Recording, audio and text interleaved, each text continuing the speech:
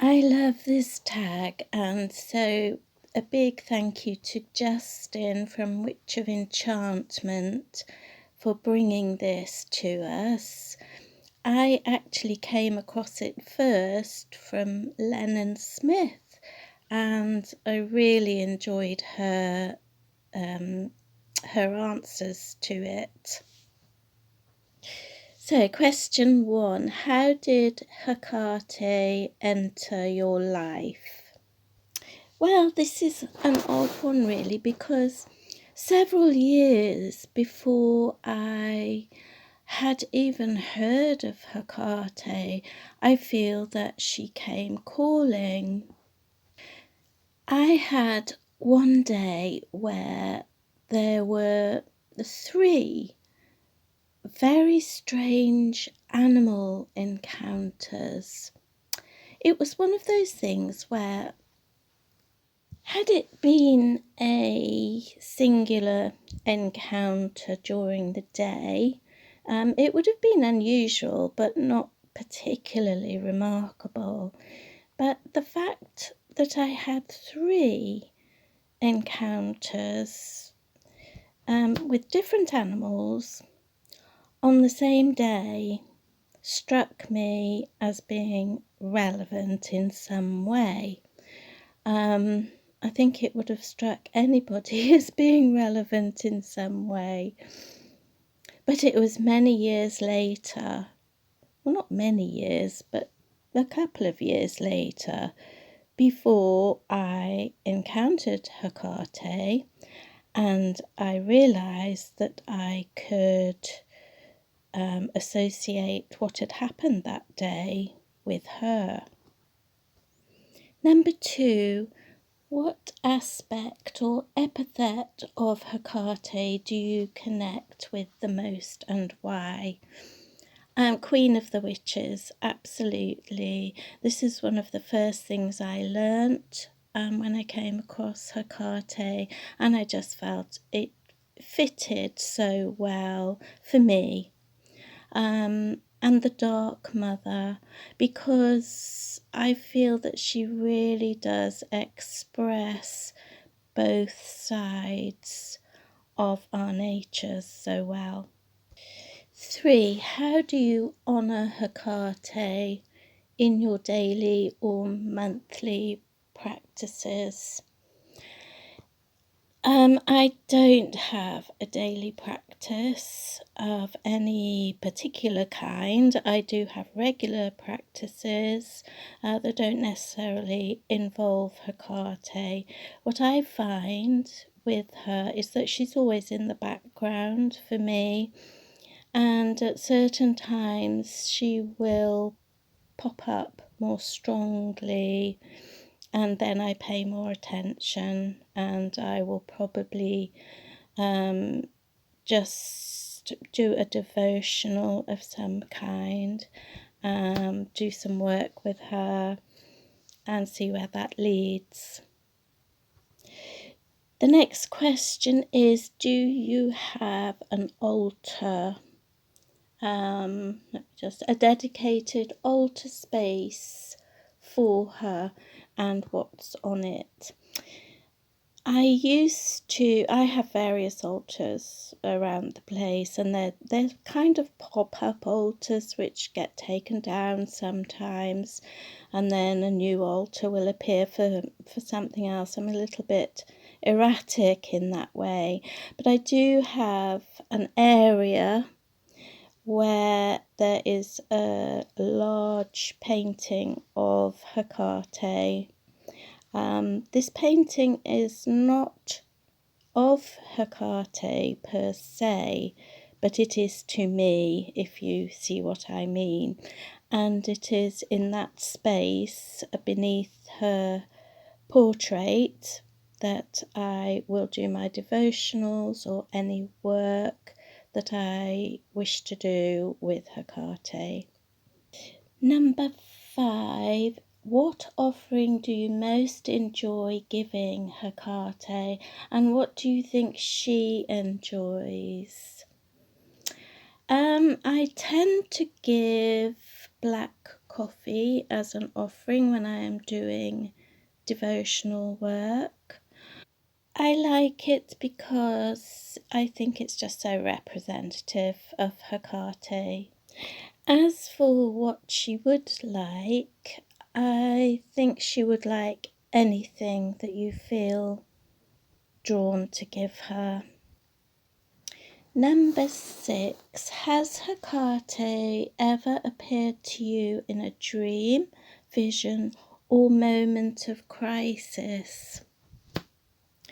Well, as I explained in the first question, it wasn't a moment of crisis, that strange day with 3 encounters, but it was a time of crisis. And from the perspective of now, I very much feel that she was really trying to get my attention. I sometimes do shamanic style journeying, and I have done this on several occasions to meet with Hekate, and it has been a wonderful experience, and at times she has given me some valuable information, but I don't ever dream of her as far as I know. Number 7. What lesson has she taught you that changed your life? Very strongly that she is real in whatever capacity you wish to perceive that, and therefore if she is real, so are other deities and the whole spiritual realm and everything that comes with it. Whenever I have worked with Hekate, for want of a better term, suddenly there are so many synchronicities. I think I might call her Queen of Synchronicity. It's just so incredible that it really makes you laugh.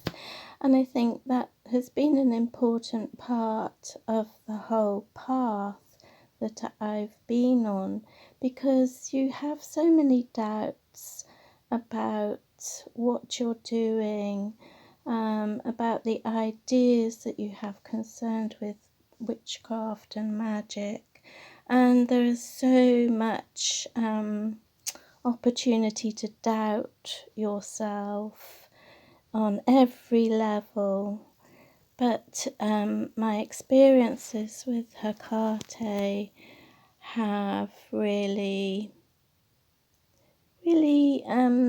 given me confidence. So, question number 8. How does your queerness or identity influence your devotion to her? Well, I'll go with identity on this one.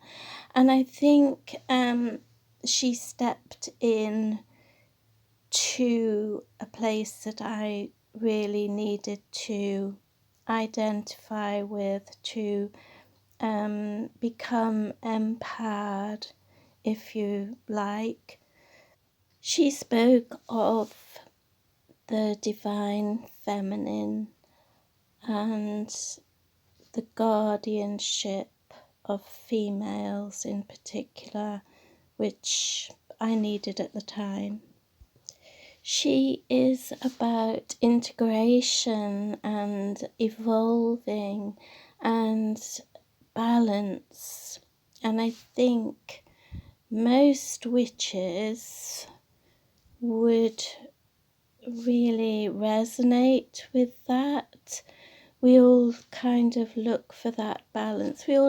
We try to achieve that balance and integrating of various forces that are coming to us as we go along. Number 9. What's your favourite Hekatean ritual, spell or sacred tool? I really don't have anything in particular here. I have observed Deep Non on several occasions, which I really enjoy doing, because I feel it's a very profound ritual, and it's a very profound connection with Hekate. And finally, number 10. What advice would you give to someone just starting a path with Hekate? Apart from obviously learning all about her, I would say journal everything. Because if I had journaled at the time of that very strange encounter, I would probably have a much better insight into why and how she called to me at that time. All I can have now is, hindsight and just remembering vaguely what was going on at the time. So I'd say journaling is so important. Write everything down, because you don't know when it may become relevant later. The questions I would ask yourself are: what has drawn you to Hekate? What was your first experience of her, and what were the circumstances that surrounded your first experience or knowledge of her?